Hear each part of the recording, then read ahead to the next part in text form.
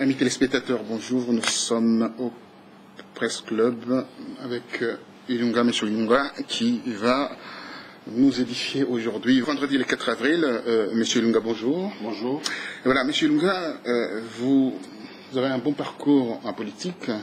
Vous avez commencé d'abord à soutenir Jean-Pierre Mbemba. Jean-Pierre Mbemba, aujourd'hui, il est à La Haye. Un petit mot par rapport à Jean-Pierre Mbemba avant de continuer par rapport à votre parcours. Écoutez, moi, si c'était à refaire mon soutien que j'ai apporté à Jean-Pierre, je le ferais. Je l'ai soutenu en 2006 et je le revendique. Je l'ai soutenu fortement. Et je continue à penser que c'était la variable d'ajustement à ce moment-là. Et les choix que j'ai faits, c'est un bon choix. Donc là où il est, je trouve qu'il est injustement emprisonné parce que le procès n'a jamais eu lieu. Et c'est en cours d'instruction. C'est en cours d'instruction, mais ça va faire presque 10 ans maintenant. Donc c'est long, c'est assez long quand même l'instruction pour un juge compétent. Il devrait aller assez vite. Très vite, alors on ne restera pas sur le cas de Jean-Pierre Mbemba, peut-être on pourra aborder après. Et ensuite, vous avez accompagné M. Etienne Tshisekedi. Vous avez laissé votre place vous étiez aussi candidat, mais vous avez préféré que Etienne Tshisekedi pose sa candidature. Tout à fait. Parce qu'on n'a pas voulu que l'opposition aille aux élections en ordre dispersé. On a voulu montrer à la face du monde que nous pouvons nous organiser et que nous pouvons chacun enterrer d'abord ses ambitions personnelles pour soutenir une force collective et apporter un changement pour notre nation. C'est ce que nous avons fait à notre niveau, je l'ai fait personnellement et au niveau de notre mouvement politique, donc nous l'avons fait collectivement. Un petit mot par rapport à Etienne Tshisekedi, pas de l'homme lui-même, l'IDPS. Dites-moi, tout ce qui se passe aujourd'hui, où on attend quelque chose de l'IDPS, on sent que l'IDPS est devenu aphone. Pourquoi ce mutisme? Bon, vous savez, c'est un cycle normal de l'évolution. Donc un mouvement naît, il croît, il arrive à l'apogée et il commence à décroître. C'est pour ça qu'on a toujours tout le temps besoin des renouvellements pour court-circuiter les cycles normaux de croissance et décroissance. Si moi, c'est mon avis personnel, mais je n'ai aucun droit, j'ai aucune leçon à donner à qui que ce soit, surtout pas à l'UDPS, d'autant plus que c'est un vieux parti qui nous a précédés dans beaucoup de choses. Ils ont beaucoup plus d'expérience que nous, mais par ma modeste voix, je peux quand même observer qu'effectivement, ils sont à fond actuellement. Je pense peut-être c'est dû au président qui a donné une ligne de conduite, qui a choisi cette ligne de conduite de ne pas parler à la presse. C'est pas le désamour entre les Congolais, les gens qui l'ont élu, et ces directoires, enfin c'est cette... Je pense pas parce que, enfin, jusqu'à preuve du contraire, ils n'ont pas exercé l'effectivité du pouvoir, donc on peut très peu leur reprocher quoi que ce soit, et je crois tout simplement que c'est une ligne politique qu'ils ont choisie. Voilà, très bien. On passera maintenant par rapport à votre mouvement qui est l'ARP, créé en 2005, où ARP bien entendu, en action républicaine pour le progrès.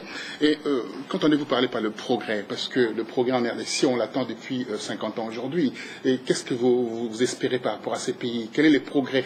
En fait, si vous venez à devenir, par exemple, président de la République, on va y revenir, quelle est la première action que vous ferez par rapport à ces pays? Très bien.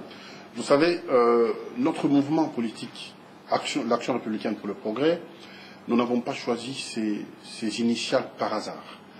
Nous sommes une troisième colonne. Nous avons observé sur l'échelle politique, l'échiquier politique congolais, la manière dont les choses se font. Et dans beaucoup de partis politiques, il n'y a pas d'espace de liberté. Il n'y a pas d'espace de débat. Pourquoi? Parce qu'on n'a pas mis l'homme au centre. On n'a pas mis celui qui doit apporter les changements au centre, au cœur même du débat politique. Et nous avons choisi notre ligne politique, c'est de mettre l'homme au cœur du débat politique. Donc le Congolais, et faire de l'homme une valeur ajoutée, l'améliorer, parce que c'est lui qui va améliorer la société, c'est lui qui va faire en sorte que la société de demain puisse être complètement transformée. Si cet homme est ignoré au profit de tout ce qui est matériel, donc en considérant les richesses en amont, au lieu de considérer l'homme en amont, on dit le Congo est riche, moi je pense que le Congo n'est pas riche. La richesse est une valeur ajoutée. Maintenant, pour revenir à votre question, si nous arrivons au pouvoir, la première action, il n'y aura pas une première action. Il y aura plusieurs actions. D'abord, s'il y a une action à mener, c'est l'inaction. Observer, faire un diagnostic pour voir réellement la situation réelle de notre pays. Parce que l'image que nous avons une situation rapportée par la presse et par différents documents. Mais nous devons avoir la situation réelle du pays. Et puis, nous avons un programme que nous devons mettre en route. L'éducation, la santé, les grands travaux et l'agroalimentaire. C'est-à-dire des choses de base qui permettent à l'homme de lui redonner sa dignité. Je crois que nous commencerons par là. Oui, vous commencerez par là. Alors, je reviendrai, parce que ce n'est pas une question anodine. Hein. Je parlais de ça parce que vous êtes chef d'entreprise. Vous avez 3 entreprises. Première entreprise, vous avez plusieurs secteurs d'activité que vous avez mis dans votre escarcelle. Vous êtes présent dans l'Afrique centrale, vous êtes présent à l'Afrique de l'Ouest et également ici à Paris. Dites-moi comment vous articulez avec vos sociétés, vos multiples sociétés. Un homme ne peut pas courir plusieurs livres à la fois. Vous déléguez, vous savez déléguer? Absolument, absolument. J'ai totalement délégué et je suis à la tête de ces 3 entreprises. Mais ces 3 entreprises ont chacune, je dirais, un superviseur qui est comme un directeur général, qui dirige. Et puis on a le temps de faire des réunions, mais ça se passe très très bien parce que j'ai délégué le pouvoir. Et je pense que quand vous avez des collaborateurs qui sont impliqués, qui savent chacun rester à sa place, et on peut avancer. En tout cas, jusqu'à preuve du contraire.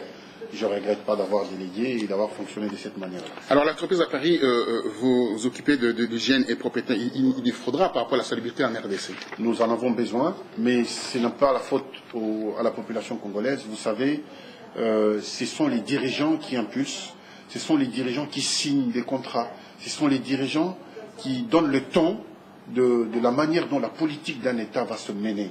Et un État n'est respecté qu'à la qualité des dirigeants qui sont à la tête de ce pays. Si aujourd'hui il y a l'insalubrité au Congo et RDC, c'est que nos dirigeants dans leur tête, ils sont insalubres aussi. Très bien. Alors on passe au niveau de la famille parce que pour être un un homme d'État, un excellent homme politique, il faut un support. On reconnaît un homme politique à travers sa famille.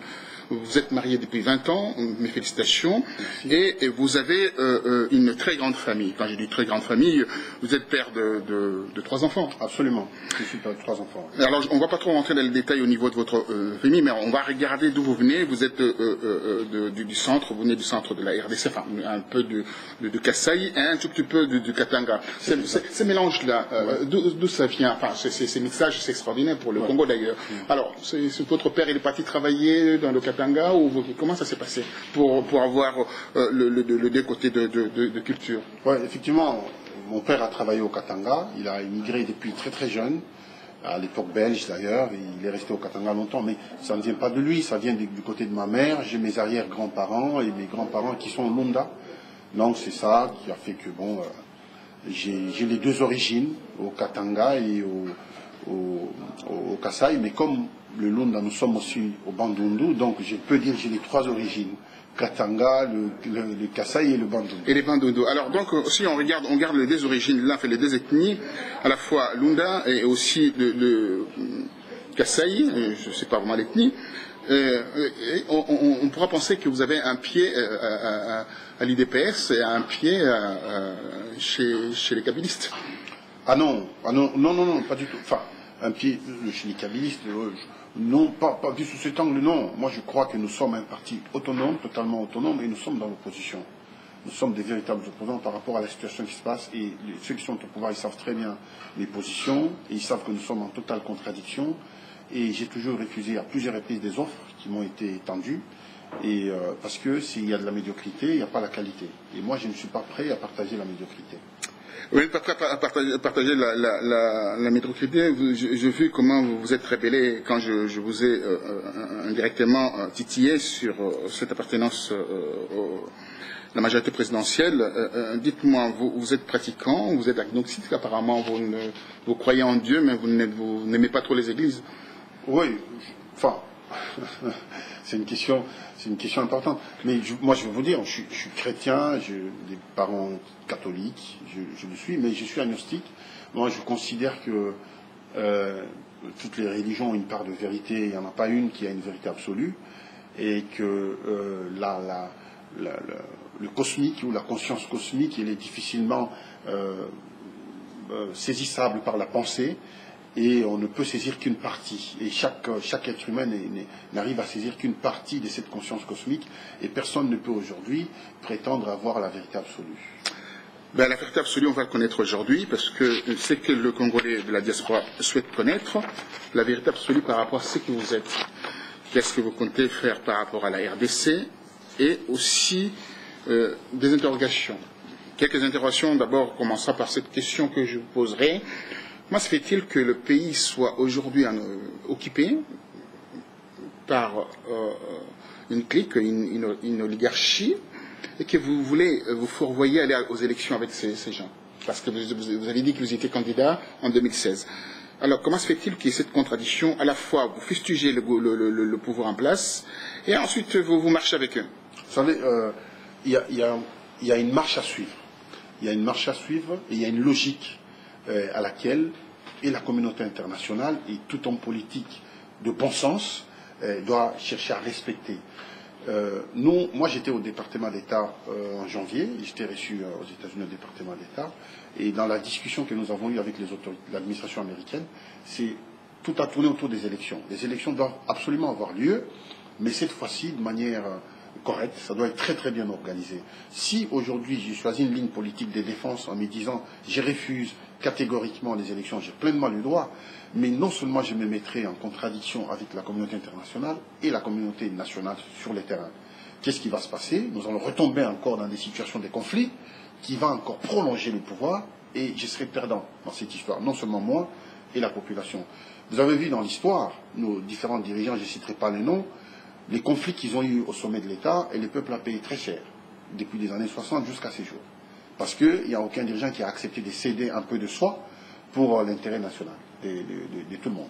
Et donc nous payons très cher. Et moi je ne veux pas ça. Vous ne voulez pas ça. Alors comment se fait-il aujourd'hui, l'opposition à Kinshasa fustige le travail de Maï Malou, qui, au demeurant, veut modifier le code électoral, aller vers changer quelques articles, je ne citerai pas le nombre d'articles, mais faire de la sorte qu'il y ait aussi le scrutin indirect.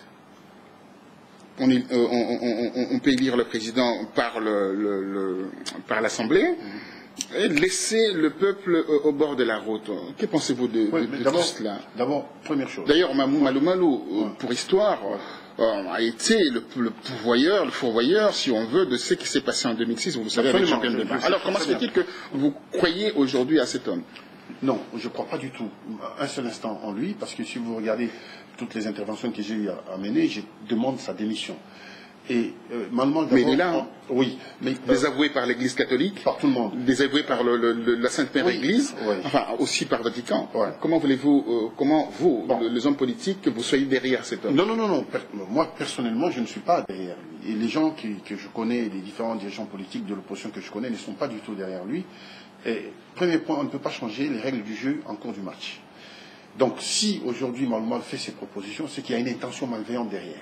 Donc, nous ne sommes pas d'accord.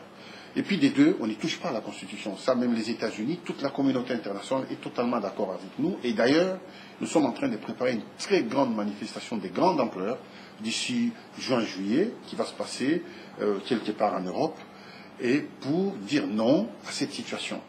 Et Malmal, c'est un... Je considère Malmal comme quelqu'un qui est en mal de personnalité. C'est un homme qui n'a pas de personnalité du tout, parce qu'il ne sait pas sa place dans la société. Est-ce qu'il est dans l'Église? Est-ce qu'il est un citoyen ordinaire? Est-ce qu'il est un homme politique? Donc il a un manque total de personnalité, il y a une confusion dans son esprit. Et la fonction que Malmal occupe ne lui donne pas l'autorisation de faire des propositions de modification de la Constitution. Donc c'est dire dans quel état nous sommes, et la qualité des dirigeants qui sont les nôtres aujourd'hui. Ils sont tous médiocres, et nous n'en voulons pas. Mais comme nous n'en voulons pas, nous sommes des gens civilisés, bien élevés, éduqués, de deux choses l'une. Cela ne suffit pas pour eux. Oui, mais si ils ne veulent pas, on ne veut pas organiser, qui malheureusement dégage de la CENI à la tête de la CENI, il y aura une révolution. Une révolution, très bien. Alors, il y aura une révolution. Oui, on prendra le pouvoir par la révolution. Oui, alors, vous serez en porte-à-faux à ce moment avec la communauté internationale, avec Nous aurions tenté toutes les solutions, parce que la communauté internationale, à un moment donné, elle ne vit pas ce que nous vivons au quotidien. Nous avons des souffrances que nous vivons au quotidien, qu'elle ne vit pas. Autant elle peut être de bonne ou de mauvaise foi, mais à un moment donné, le peuple va prendre son destin en main c'est d'aller à Mongaliema, déloger ces gens-là, les mettre dehors et puis changer les choses. L'applicabilité de l'article 63 et 64 de la Constitution, alors Tout à fait, qui donne pouvoir à tout Congolais de défendre sa nation lorsqu'il est en danger. Très bien. Alors, la nation est en danger. Et alors, je reste toujours sur le cas d'espèce de la nation. Il y a eu un sommet à Bruxelles. Oui. Où il y a eu plus de 80 chefs d'État qui se sont réunis pour parler de l'Europe et l'Afrique. Et on sait que l'Afrique est l'avenir de l'Europe. Hein, par rapport aux rapports, multi-rapports qui sont sortis, à la fois le rapport Vidrine, qui a été remis au président de la République, et le rapport Bockel traité au Sénat. Alors, on a vu au cours, bien entendu, de ces sommets, il y avait une absence. Une absence remarquée. Ouais. De M. Kabila. Que pensez-vous? Quelle est la ligne portez-vous par rapport à cette absence? Bon, moi, je pense déjà,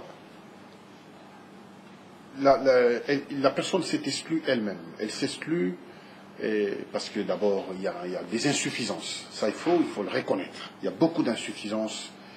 Et puis, c'est un lieu de confrontation d'idées, de pensées et d'intelligence. Et quand quelqu'un s'exclut comme ça, la raison est simple. C'est qu'elle n'est pas à mesure de défendre les intérêts de sa nation. Et pour nous, c'est un empêchement qui implique un impeachment. C'est-à-dire sa place n'est pas à la tête. La destitution, vous parlez en anglais. Absolument. Hein. Très bien. Alors, quand vous parlez de sa destitution, on voit le discours aujourd'hui des forces acquises au changement, un discours qui est orienté vers la destitution de Kabila après le 19 décembre 2016. Donc, son mandat s'arrêtera là. Ouais. Qu'est-ce que vous envisagez par rapport à cette date, si continue, si, bien entendu, il venait à se maintenir au pouvoir? Nous allons, d'abord, nous prenons à témoin la communauté internationale. Nous avons une démarche pacifique. Dans un premier temps, nous voulons que les règles du jeu soient respectées par tout le monde.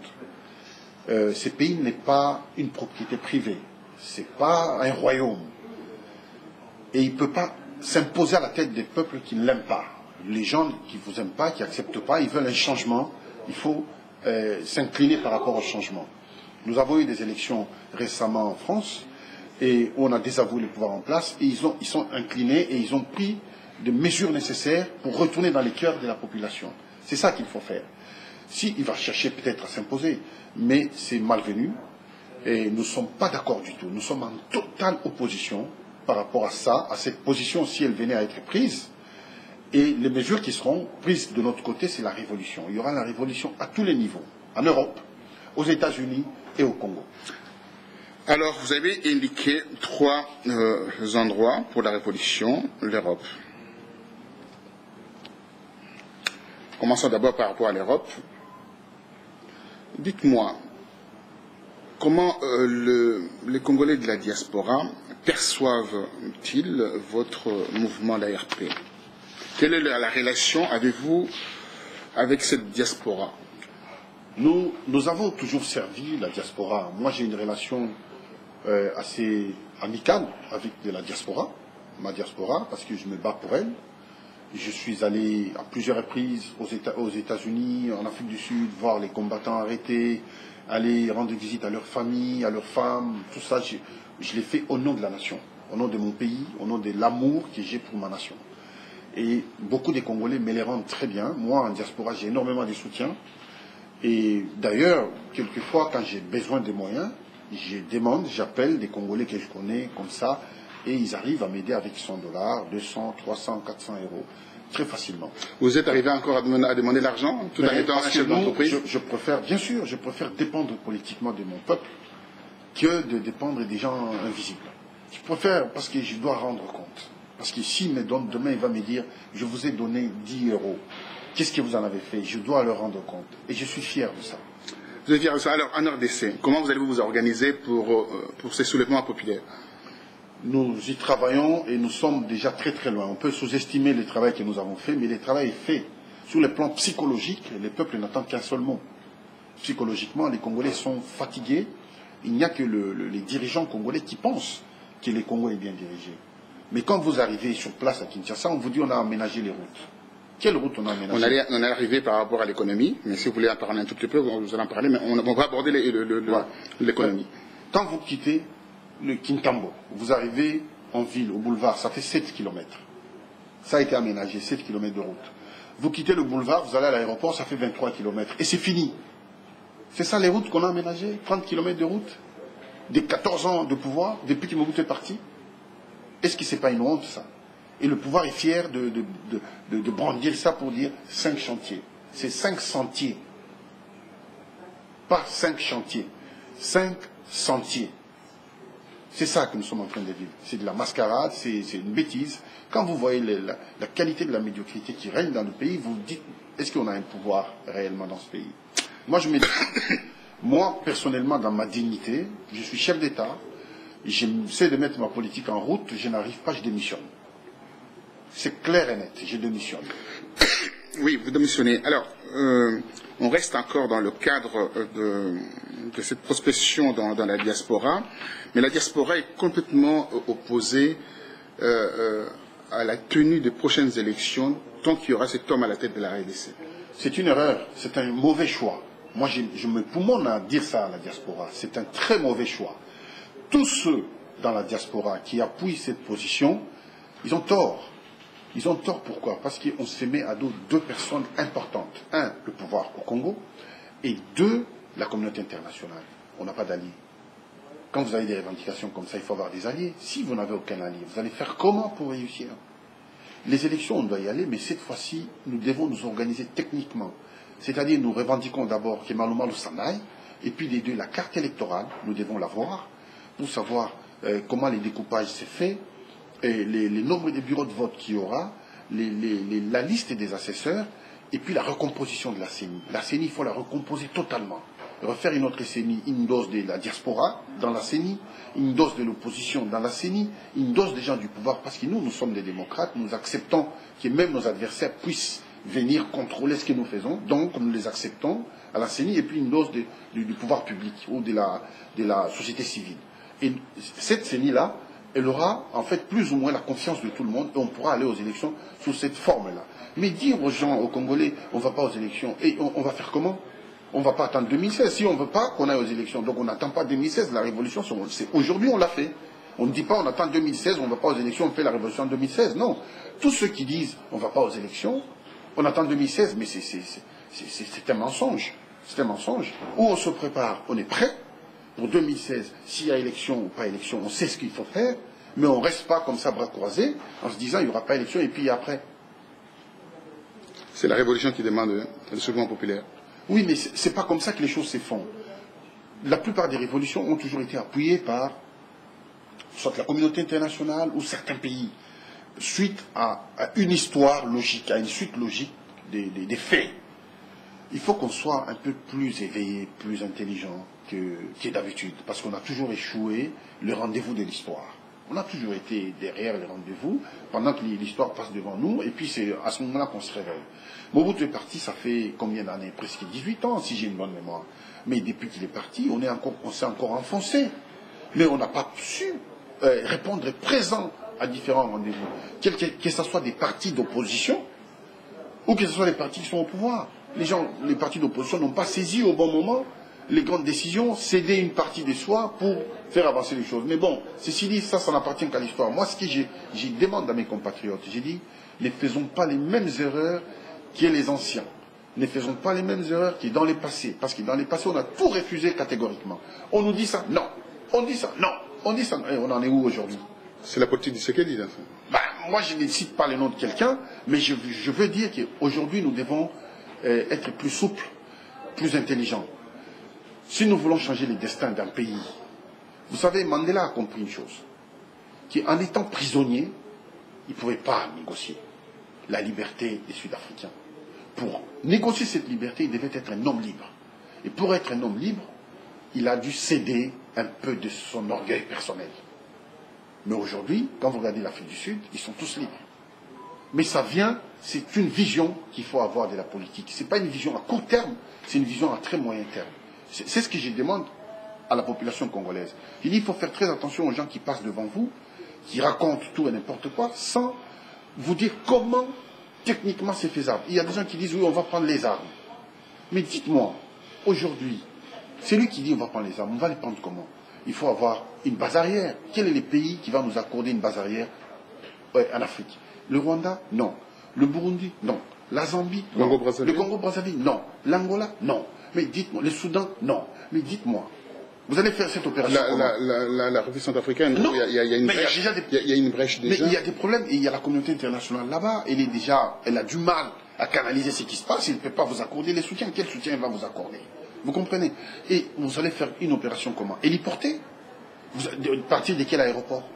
Les hommes, qui va financer tout ça? Donc ça, ce sont des choses qui ne sont pas faisables. Un Van Dam me disait que pour organiser à peu près ce débarquement, entre guillemets, cette révolution, il faut au moins minimum 50 millions. Mais je dirais même plus, parce que ces hommes, il faut les nourrir, il faut préparer les communications. Ça, tous ceux qui prêchent cette façon de mener le combat, ce sont des menteurs. Il ne faut pas les écouter parce qu'ils nous distraient. C'est une totale distraction. Techniquement, ce n'est pas faisable. Et concrètement... Quand on sait aussi également que la MONUSCO a désarmé le FARDC, et la MONUSCO, c'est la plus forte la contingence bien armée dans le monde. Dans la zone. Dans la zone, en RDC. Absolument. Et c'est une opération qui ne peut pas se faire. Je suis d'accord sur ces principes-là. J'ai toujours soutenu ces principes. Alors, à ce moment-là, quand on élimine cette opération, on reste avec quoi? On reste soit la révolution, soit les élections. Mais les sautements de la population, le peuple, on ne peut pas tirer sur le peuple. Absolument. Mais donc, nous sommes avec deux options. Soit le soulèvement, soit les élections. Et nous nous préparons dans les deux cas. C'est là où nous devons concentrer notre intelligence. Concentrer l'intelligence, alors on va le concentrer, on va rentrer vraiment dans l'intelligence. Aujourd'hui, la RDC est parmi les pays où le Fonds monétaire international donne un peu un cutus dans les cadres de son budget, dans le cadre de son économie, macroéconomique, tout ça, etc. Vous êtes bien placé pour d'ailleurs le dire, avec un taux de croissance de 8,3%, ça va monter à 8,9% d'ici l'année prochaine. Que pensez-vous de cette croissance? Quand on parle aussi de la croissance africaine et des 5,2% par rapport à la croissance européenne qui est à 1,6%. Moi, je rigole parce que j'ai dit quels sont les critères de qualification que la communauté internationale utilise pour dire vous avez fait 5%, vous avez fait 6%, vous avez fait 7%. Quand on regarde les niveaux de pauvreté qui va croissant, qui monte en avalanche, et on nous dit vous avez une croissance de 5, 6, 7, 8, 9%, c'est en totale contradiction avec 1, les niveaux de vie, 2, les niveaux de développement, et 3, la qualité de la vie tout simplement. Et je ne vois pas quels sont les critères qui... Je trouve que c'est purement psychologique et c'est du mensonge. Et c'est du mensonge. On va rester dans le mensonge. Alors à ce moment-là, mensonge politique, on dit toujours la démagogie politique et c'est la meilleure façon de diriger les humains, parce que les humains aiment bien qu'on les mente un tout petit peu. C'est comme une femme d'ailleurs, quand tu dis la vérité, elle ne croit pas. Et aussi, c'est la même chose que la population. Dites-moi, alors, quel est votre plan d'action, votre programme pour mettre ces pays sur le rail? Voilà. Il y a deux choses. Le Congo est comme un patient. Vous allez le décrire, en fait, vous allez le définir en termes macroéconomiques, en termes de la gestion sociétale, enfin, et également les infrastructures. Comment développer tout cela? Voilà. Le Congo est comme un patient qui arrive aux urgences aujourd'hui et qui trouve un médecin urgentiste. La première chose à faire, c'est de lui donner, de lui mettre les sérums de l'eau. Le nom m'échappe. Pour lui donner d'abord l'oxygène et l'hydrogène, pour qu'il puisse respirer et le garder en vie. Et quand il est en vie, le nourrir progressivement pour qu'il reprenne ses forces et commence à marcher et lui redonner espoir pour demain. Nous sommes dans une situation de chaos où tous les plans qui ont été concoctés pour le Congo ont échoué. Alors, nous, si nous arrivons au Congo, d'abord, comme je l'ai dit d'entrée, c'est que nous allons faire un check-up général. C'est la première chose, c'est vous ne pouvez pas soigner une maladie que vous ne maîtrisez pas. Nous savons globalement que le Congo a trop de problèmes. La priorité, la santé. La priorité, c'est l'éducation. La priorité, c'est l'agroalimentaire et les grands travaux. Ce sont les 4 piliers qui vont faire en sorte qu'on va avancer. Parce que le premier point... Comment procédez-vous? D'abord, nous avons l'éducation.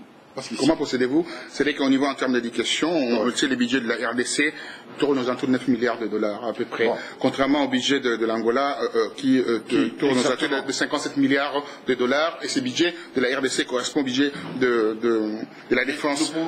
Comment voulez-vous aller chercher sur le budget le budget qui tourne aux alentours de 1,3 milliard de dollars pour être plus simple. C'est l'éducation nationale, je parle. Comment voulez-vous, de ce budget-là, mettre une action en place afin qu'on s'y retrouve et qu'il y ait une certaine gratuité au niveau des écoles et qu'on puisse remettre des bibliothèques en place et mettre des infrastructures en place? Comment Très bien. Mais c'est-à-dire, en gros, vous avez dit comment vous allez financer votre programme, les 4 piliers que j'ai cités. Les 4 piliers que j'ai cités peuvent être financés de 2 manières. Tout d'abord, nous pouvons faire ce qu'on appelle des emprunts obligataires. Nous mettons des billets à ordre et nous les vendons aux générations qui ne sont pas nées, qui vont payer demain. Mais la contrepartie, c'est les développements que nous allons leur mettre et la possibilité de récupérer des taxes futures qui vont aller dans les caisses de l'État pour rembourser. Vous utilisez un système européen qui est bien entendu où il est et que ce système-là n'est pas du tout où il est par rapport à notre système bancaire. Non, mais nous pouvons décider parce que nous sommes autonomes, nous sommes un pays indépendant. Ce qui est bien pour nous, nous pouvons les décider ensemble et nous pouvons faire ce qui est bien pour nous. Vous comprenez? Nous pouvons décider parce que ça y va de notre avenir. Les Européens aujourd'hui, s'ils décident, ils disent le taux de déficit 3%. Mais ils ont décidé, ils ne nous ont pas demandé à nous les Africains l'autorisation. C'est eux qui ont décidé eux-mêmes. Oui, 3% par rapport à je tiens à vous rappeler 3% par rapport à la communauté européenne, le 28 de la communauté européenne. Voilà. Donc ils ne doivent pas dépasser ces 3%. S'ils dépassent le 3%, ils sont sanctionnés. Voilà, je voulais quand même faire cette ce sont des règles qui se sont fixées eux-mêmes. On a vu aux États-Unis, on a relevé les plafonds de la dette. La dette elle atteint des sommes pharaoniques aux États-Unis. Les États-Unis s'est construit avec l'argent de la dette. Ils s'est construit avec l'argent qui n'existe pas. Nous ne sommes pas. Avec des obligations, des titres. Bien sûr que nous devons donner du travail à notre population. Nous devons donner du développement à notre population. Comment? C'est ça que je voulais savoir. Comment vous procédez? Comment procédez-vous afin que puisse avoir un démarrage et qu'on puisse se ressentir? Parce que tout à l'heure vous disiez que vous ne ressentez rien au niveau du panier de la ménagère. Ouais. Comment on peut ressentir cette pulsion, cet engouement économique autour de cette dynamique que vous allez ramener? Absolument. Mais juste parce que lorsque l'État a pris des bonnes décisions, il a orienté sa politique différemment en faveur du développement, en faveur des plus démunis, en faveur de l'élimination du chômage de masse. L'État met les moyens sur la table, on commence par l'éducation. C'est qu'on a parlé tout à l'heure. Voilà, on commence par l'éducation, par faire d'abord la gratuité des écoles, et puis après on fait la santé. Parce qu'ici, les Congolais sont en bonne santé, ils peuvent répondre à tous les défis. Et puis l'agroalimentaire, parce que quand quelqu'un est en bonne santé, peut travailler, on va favoriser les paysans là où ils sont, pour qu'ils puissent exporter les biens qu'ils produisent, parce que nous en avons tellement sur notre territoire. Et puis les grands travaux. Comme ça, tout ce qui est produit à l'intérieur, comme plus loin de notre pays, les gens puissent circuler librement. Au lieu que notre pays reste comme il est enclavé, on prend des avions pour aller en Bujima et on prend des avions pour aller à X ou à Y endroit. Et tout ça, nous allons avoir vraiment une politique. 50 000 km de route, croyez-vous, vous avez parlé tout à l'heure, vous avez indexé le gouvernement, le régime en place en disant qu'en 14 ans de pouvoir, avec 30 km de route, comment pouvez-vous faire pour créer ces réseaux routiers à travers la République du Congo, et quand on pense qu'il faut au moins 50 000 km de route. Vous savez, 50 000 km de route, je parle. Oui, mon cher ami, vous savez, rien de tout ce qui s'est fait ne vient du ciel, sauf la pluie, le soleil. Mais tout ce qui s'est fait sur Terre ne vient que de la Terre et du cerveau. Ce n'est pas impossible, ce n'est pas des choses miraculeuses que nous voulons faire. Ce que nous voulons faire, ça a déjà été fait et ça se fera encore. C'est avec la volonté des hommes. Tous les Congolais, là où ils sont, en diaspora comme au Congo, ils ont la volonté ferme de faire avancer leur pays. Eh bien, nous allons réunir toutes ces forces, toutes ces intelligences. Pour construire une route, qu'est-ce qu'il nous faut? Il nous faut du ciment, il nous faut des caillasses, des ingénieurs. Il faut au moins par kilomètre de route 1 million de dollars. 1 million de dollars. Oui. Oui. Donc, il nous faut... Vous calculez 50 000 routes multipliées par 1 million de dollars, vous voyez, c'est le prix. Pour un pays comme le nôtre, avec, entre guillemets, toutes les potentialités que notre pays regorge, c'est rien du tout. Alors, vous parlez de rien du tout au niveau de ce que le pays regorge. Moi, je me bats en brèche par rapport à cela. Je souhaiterais vous dire, est-ce que vous avez besoin de cette richesse que le Congo dispose indirectement? Quand je dis indirectement, parce qu'il y a des problèmes, parce que c'est hypothéqué. Est-ce que vous pensez avec ces richesses-là que le Congo va se développer? Le Congo va se développer. Pourquoi je vous le dis cela? Je vous fais une petite parenthèse. Il y a des contrats léonins qui ont été signés. On va peut-être en parler avec les Chinois, avec les Indo-Pakistanais. Et à l'arrivée, c'est des contrats de 90 ans, 60 ans, 50 ans. Comment voulez-vous révisiter ces contrats-là? Comment vous allez faire? Comment vous allez vous organiser avec tous ces partenaires-là qui attendent de vous aussi que vous leur garantissez quelque chose pour leur investissement? Ouais, moi, d'abord, le leitmotiv de mon combat, c'est le développement de mon pays et le bien-être de mon peuple. C'est d'abord ma priorité. Après, ces partenaires, c'est gentil, c'est sympathique, on va avoir une discussion. Mais ce que je veux dire, c'est que tous les contrats léonins qui ont été signés avec les Chinois, des Indo-Pakistanais, ça va être révisité. Alpha Condé l'a fait en Guinée. Il l'a fait, on a tenté de les tuer, mais on n'a pas réussi. Mais il a tout révisité. Parce qu'il d'abord l'intérêt... Alpha Condé, je tiens à préciser que c'est votre ami. En fait, vous travaillez avec Alpha Condé. Je tiens à le préciser devant les amis téléspectateurs. Quelle relation avez-vous? Vous allez continuer. Quelle relation avez-vous avec Alpha Condé? Vous allez continuer avec cet aspect? C'est un président, moi je considère, qui est panafricaniste et qui a l'écoute des souffrances de notre continent et qui est très proche de toutes les volontés du progrès. C'est un homme de grande valeur.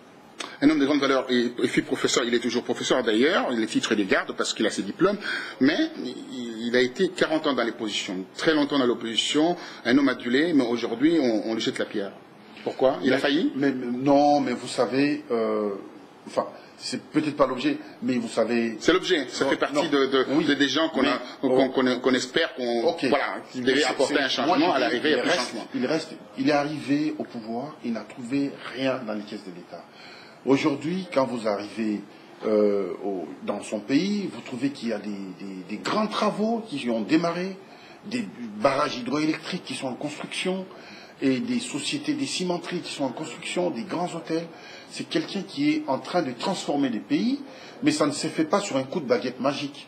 C'est un processus qui prend un peu de temps, mais les fruits sont durables. Durables. Alors, revenons à nos moutons. Vous avez spécifié que Alpha Condé a revisité le contrat. Alors, comment vous allez faire avec ce que je posais comme question avant Vous pensez, ce que les Chinois ont fait, ça a profité à notre pays? Je leur poserai la question. Est-ce que ça profite à notre pays? S'ils me disent oui, ils vont me dire en quoi? S'ils me disent non, c'est que personne ne reconnaît. Et ils l'ont signé dans quelles conditions?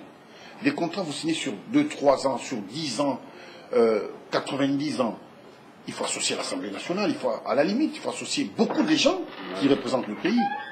Mais si cela n'est pas fait, vous signez avec 2, 3 personnes, après vous voulez engager des générations futures, ça ne peut pas marcher. Les Indo-Pakistanais, moi je ne peux pas aller aujourd'hui au Pakistan aller signer des contrats de telle ampleur.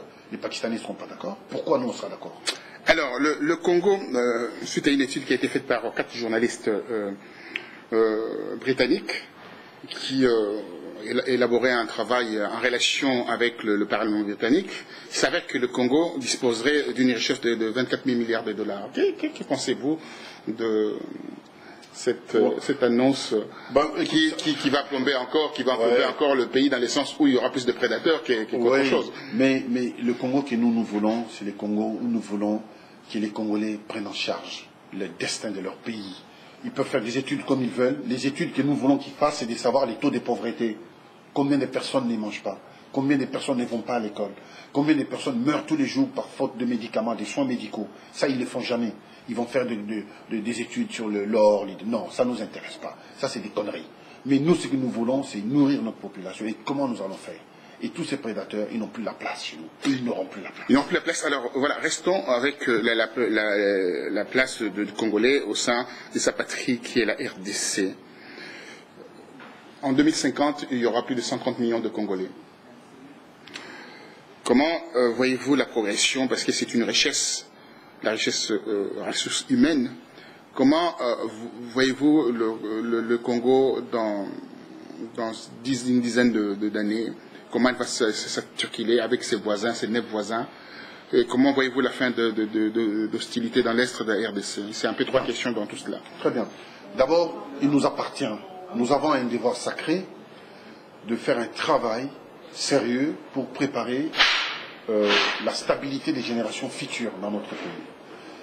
Et c'est à nous, en tant que politiques, en tant qu'opposants, de faire des propositions fortes pour que le Congo de demain soit un Congo qui puisse parler d'égal à égal avec les grandes puissances de demain. Un Congo fort, dans lequel les Congolais vont dans les universités congolaises, qu'on fasse des grandes universités, qu'on fasse des choses qui étonnent le monde. Quant à la paix dans l'Est de la RDC, je tiens à préciser que nous n'avons pas des problèmes avec le Rwanda en tant qu'État. Et qu'en tant qu'État, nous sommes des voisins éternels. Mais nous avons des problèmes avec des dirigeants rwandais qui sont belliqueux, c'est un clan qui s'est accaparé du pouvoir et au Rwanda, c'est-à-dire qui maltraite la population rwandaise et qui a des intentions d'hégémonie et qui n'arrive pas. C'est comme ça qu'ils sèment les troubles, la clique de voyous, des Kagame avec sa bande. Ce sont ces gens-là dont nous allons traîner demain à la Cour pénale internationale qui sèment la pagaille dans l'Est de notre pays. Et ils n'auront même pas 1 centimètre de notre territoire. Pas 1 centimètre de notre territoire, ouais. Si on regarde bien la façon dont le pays est complètement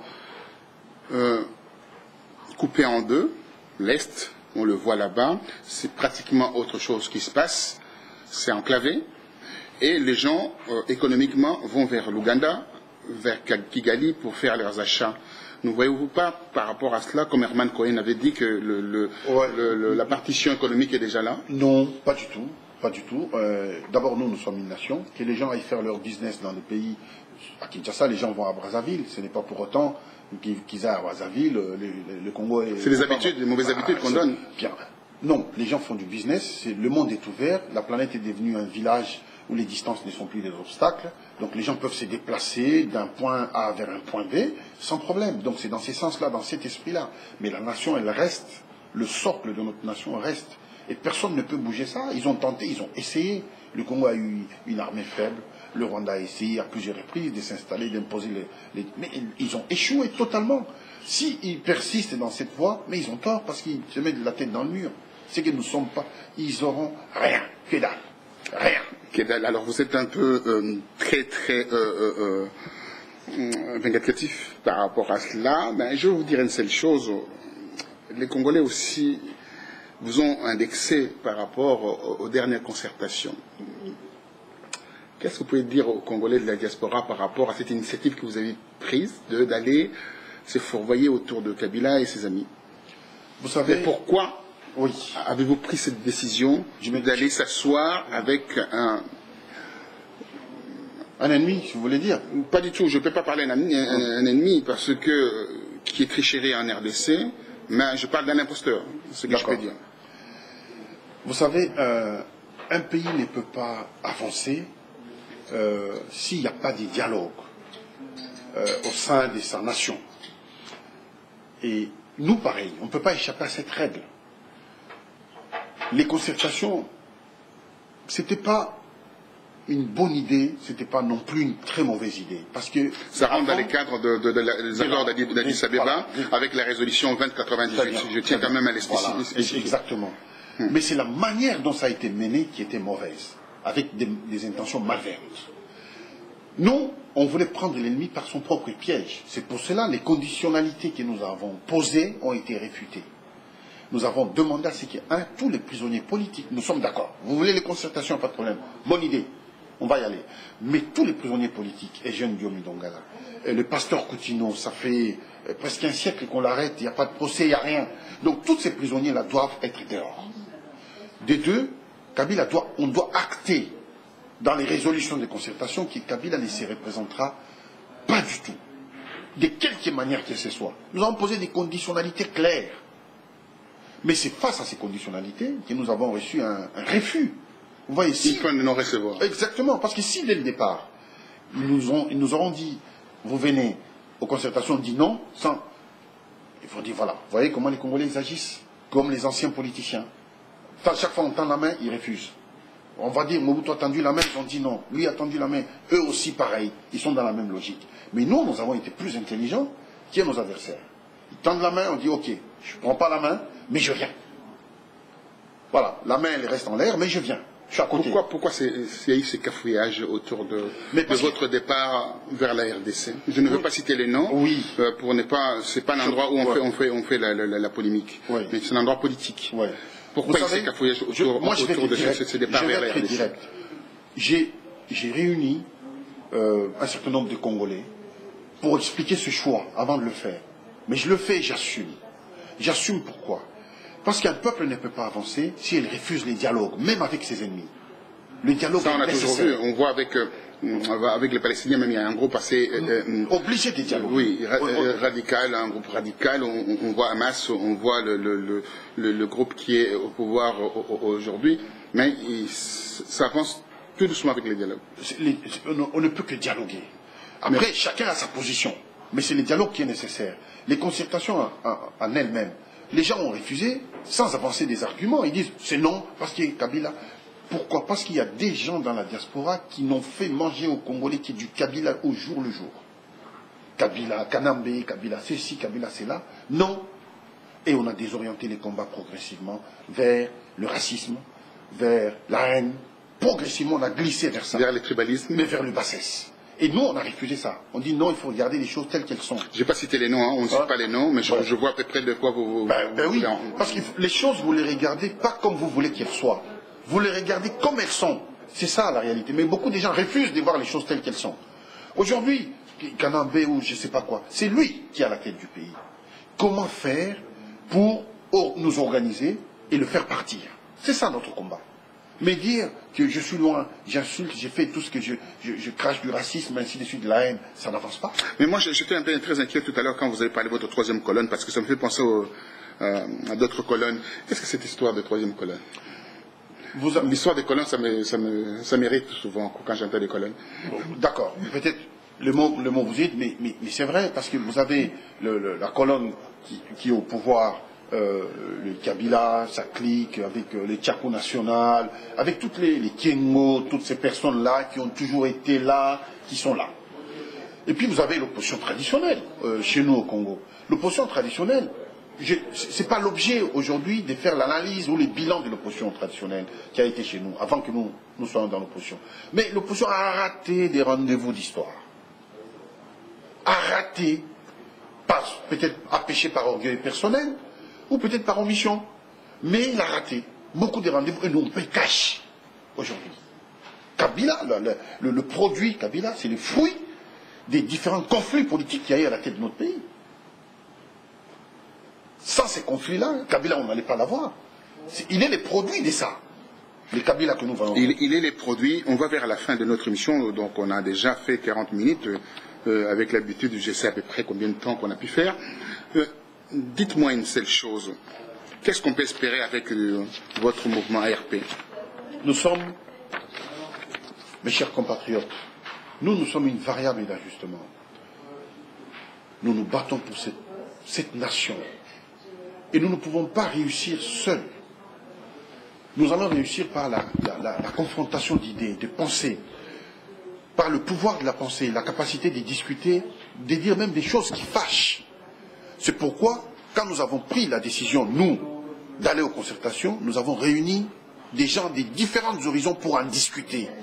Et nos positions, nous les avons exprimées et nous avons écrit au Sénat, à l'Assemblée nationale et à la présidence.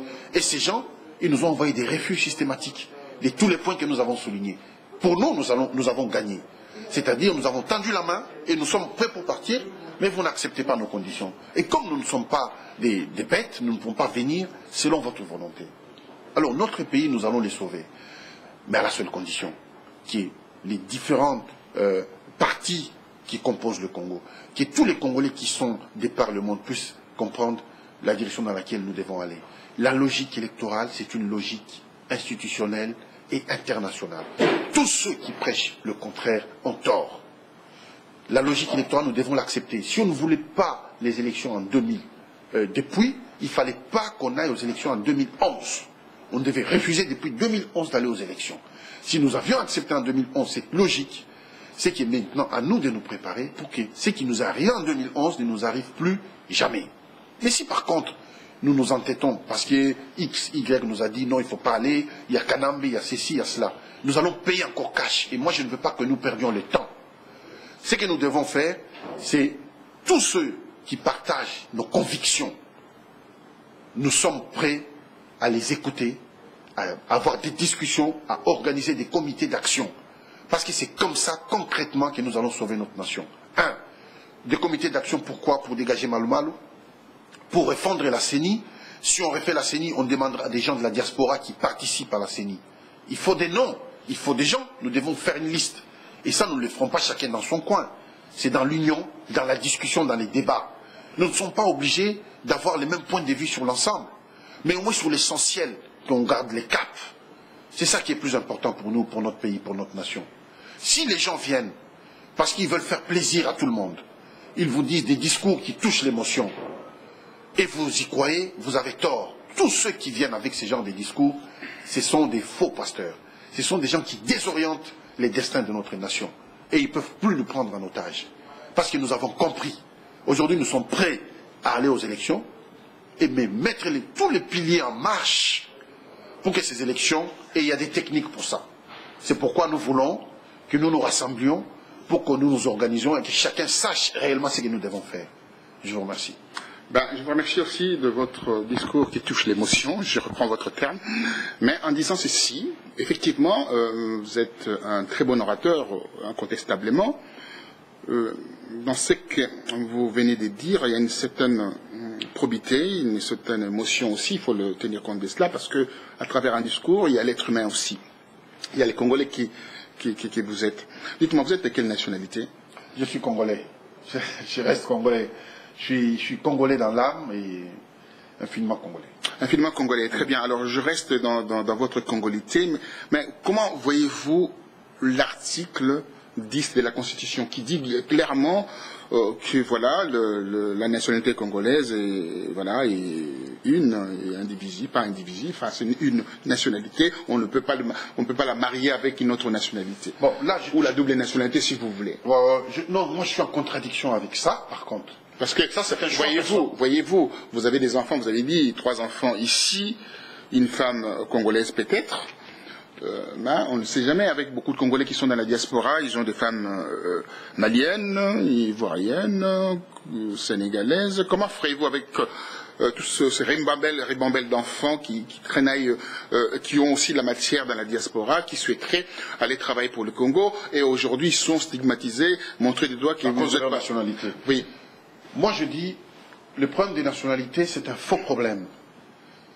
Les pouvoirs au Congo ont peur de la diaspora, parce que la diaspora a les savoirs, a la matière, et puis on ne peut plus la manipuler. Ce n'est pas des petits Congolais qu'on peut manipuler comme on veut.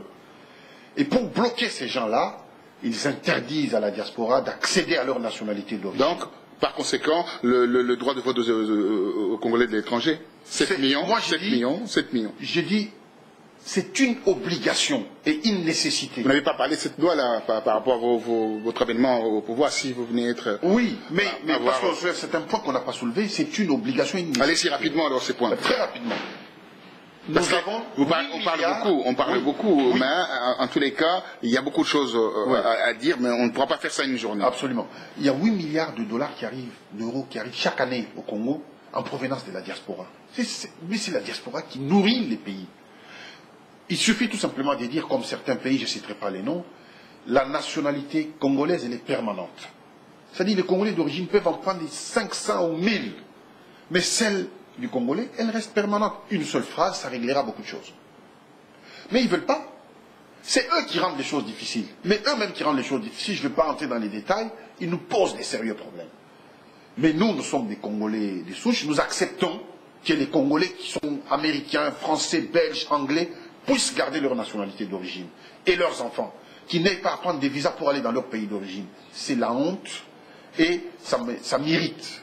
Ce n'est pas possible que ça continue longtemps, ça. Si nous sommes au pouvoir, il faut que les Congolais considèrent que cette loi elle est cassée automatiquement et que la nationalité congolaise sera permanente pour quiconque. Donc vous allez remodifier la Constitution dans ce cas d'espèce? Nous demanderons, je ne modifierai pas de manière unilatérale, mais en tout cas, ça sera dans notre programme de campagne. Un référendum. Exactement, ça sera dans notre programme de campagne. Votre point de campagne. Alors, on va terminer avec cela, avec cette question de la campagne électorale en RDC.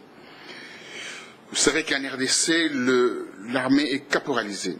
Tout est caporalisé, les institutions, etc. Comment vous allez vous organiser pour battre campagne en RDC avec l'étendue de ce pays, de ce territoire, et comment aller dans des zones où les gens n'ont pas de route, et où pour se déplacer, il faut prendre un avion, et même un 4x4 n'arrive pas à atteindre ces zones reculées. Avez-vous un budget? Est-ce que vous avez des partenaires qui vous soutiennent? Je terminerai avec ça et puis vous dirai un mot de la fin. D'accord. J'ai dit oui, nous avons des partenaires. D'abord, le premier partenaire que nous avons, c'est Dieu lui-même. Ne commençons pas avec l'histoire des religions, avec nous non, ici. Ce n'est pas l'histoire des religions, parce que nous sommes du côté de la justice universelle, du côté de la vérité universelle. Nous devons apporter le bien-être à tout le monde, pas le maltraiter. Et puis nous avons des partenaires économiques, nous avons des partenaires politiques. La démarche que nous faisons, ce n'est pas une démarche comme ça. Non.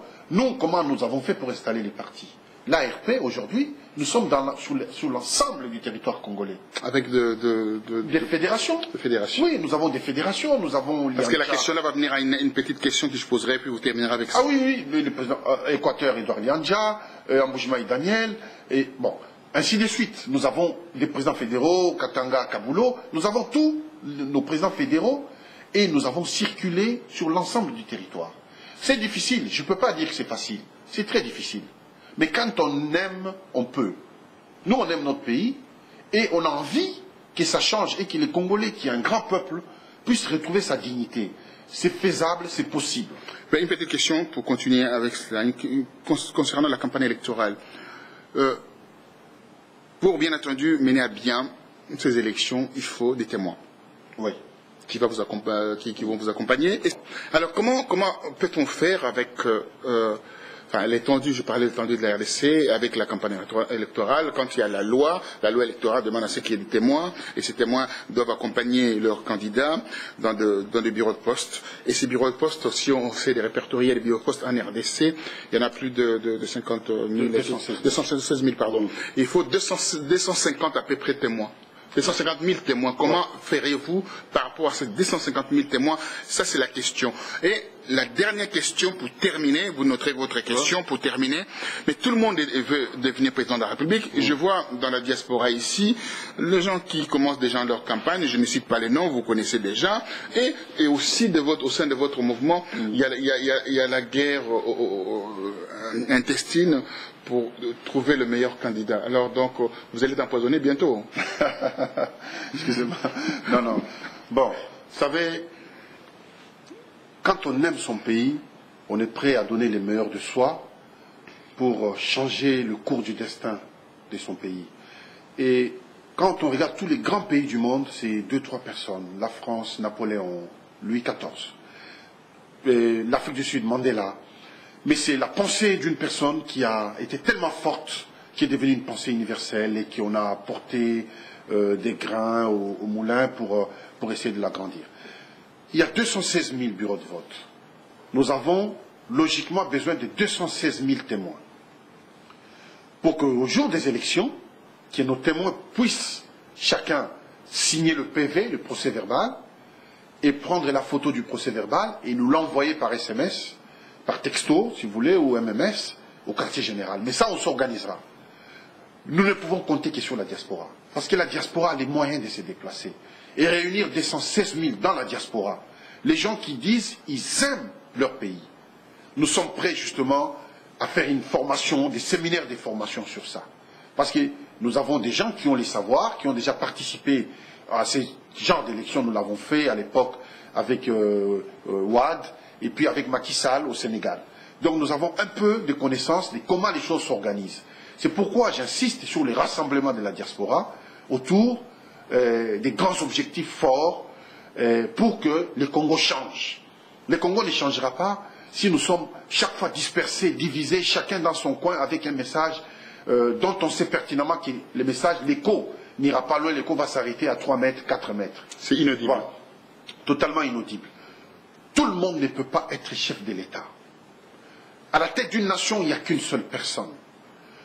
En diaspora, effectivement, je vois des gens qui s'élèvent à gauche, à droite. À plusieurs reprises, nous, notre mouvement politique, et moi en particulier, parce que je représente le parti, j'ai ouvert, j'ai lancé un message de discussion, pas de demander à ces personnes de nous rejoindre, mais un message... Pourquoi il n'y aurait pas de primaire au niveau de la diaspora? On pourra le faire. Comme ça, il y a des débats. Il y a un primaire où vous ramenez votre programme et les autres ramenez leur programme. Et à ce moment-là, la diaspora va choisir un seul candidat qui va nous représenter. Exact. Mais moi, c'est ça normalement que ça doit être. J'ai toujours proposé, parce que tout d'abord, au-delà d'avoir un candidat, il faut avoir un parti qui soit implanté nationalement. C'est vrai, nous sommes en diaspora, ce n'est pas mauvais. Mais le véritable combat, c'est sur les terrains. Donc, vous réfutez ceux qui viennent là, comme ça, sortant leur ticket des candidats, en disant que voilà... Mais nous ne voulons pas les aventures, nous en avons tellement connues. Vous savez, on a travaillé dans les mines, dans les manganèses, dans les machins. Oui, il faut que les gens Vous voyez de qui je vais parler. Oui, je sais, mais il faut que les gens arrêtent de prendre les Congolais pour des enfants. Vous savez, nous avons créé ce parti depuis 2005. Nous avons été derrière Jean-Pierre Bemba. Nous avons été derrière Etienne Tshisekedi, c'est un travail de longue haleine. Nous avons beaucoup travaillé pour pouvoir installer les partis au Congo. Ça vous prend de l'énergie.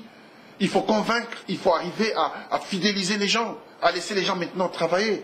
On ne vient pas en diaspora comme ça, on se décrète, allez, je passe, travailler dans les mines, et alors... Nous avons combien de Congolais ont travaillé dans les mines? Des centaines de millions de Congolais. Donc il y a un problème. Moi, j'adresse un message ferme à mon peuple. J'ai dit, il ne faudrait pas que les Congolais soient malléables, qu'on les manipule à souhait. À un moment donné, vous devez checker les gens qui sont devant vous. Vous devez savoir le background. C'est qui vous parle? C'est qui est devant? Sa vie privée, la moralité. Est-ce que c'est un homme qui a une moralité? Est-ce qu'il est stable dans sa vie? D'abord stable au niveau sentimental, c'est pas quelqu'un aujourd'hui avec une femme, demain avec une autre. C'est que je viens de le dire là d'ailleurs. C'est que je viens. 20 ans de mariage avec votre épouse. Tout ça, ce sont des éléments importants pour les dirigeants futurs de notre pays. Parce que le pays que nous voulons, nous, les Congo, c'est un grand pays qui puisse parler d'égal à égal avec les grandes puissances de demain. Et pour ça, nous devons avoir un grand peuple éduqué, comme j'ai dit, en bonne santé, un peuple qui mange à sa faim et avec des routes. Quand je vais quitter le Lubumbashi, je vais aller à Matadi, je prends ma voiture et je suis à Matadi, à Kasumbalesa, ainsi de suite. Voilà. Mais ce qui n'est pas le cas aujourd'hui. Alors, nous, le Congolais de demain, c'est le Congolais. C'est pour ça, notre idéologie principale, c'est l'homme qui est au centre de notre préoccupation. L'homme. Parce que c'est cet homme-là qui vous parle devant vous, c'est cet homme-là qui s'adresse à un autre homme qui vous êtes et qui vous nous écoutez, et ensemble, on va faire des miracles.